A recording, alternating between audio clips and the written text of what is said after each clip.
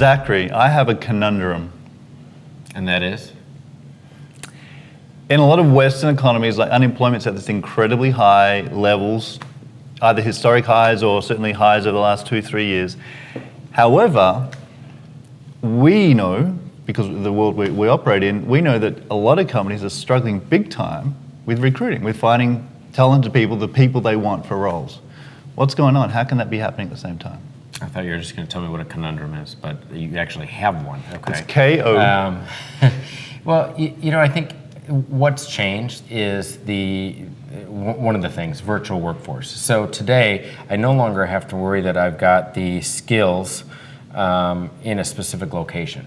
And that was the case very much so in the past. When you think 10, 15, 20 years ago, if I had the plant or the job or the position, the company here, I needed that skill set to be here.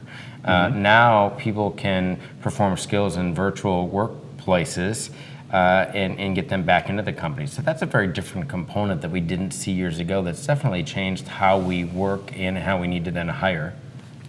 It's a virtual conundrum. True. Okay.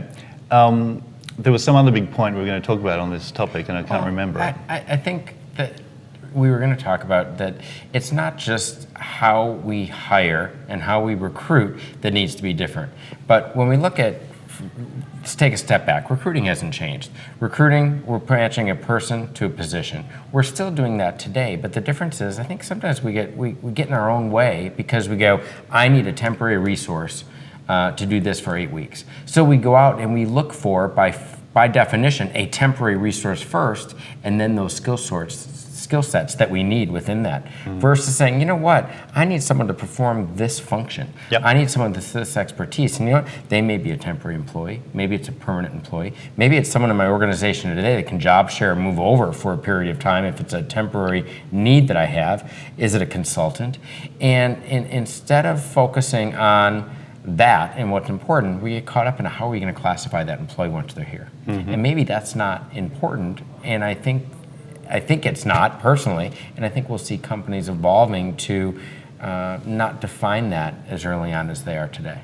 And I think too the struggle for a lot of organizations is understanding that, okay, here's the type of skill, the type of talent we're trying to attract, what ways do they want to be working in? Right. So as you say, you talked about virtualization or people working from home or remotely. Do people want to be contractors or do they actually want to be full-time employees? And as the generational change also comes through, it's really thinking first about what sort of offer do I need to put to attract this right sort of skill, because I'm competing against everyone else who's looking for these very skill shortage things. Right. Short things. And there, just from a diversity standpoint, you mentioned millennials or Gen Xers or generational, and it is for the first time in ever we've got more than 4 generations in the workforce potentially, right?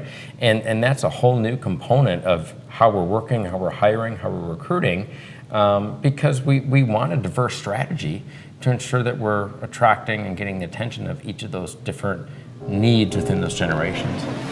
Okay, I think my conundrum's solved. Glad I could help. Thanks for that. Conundrum.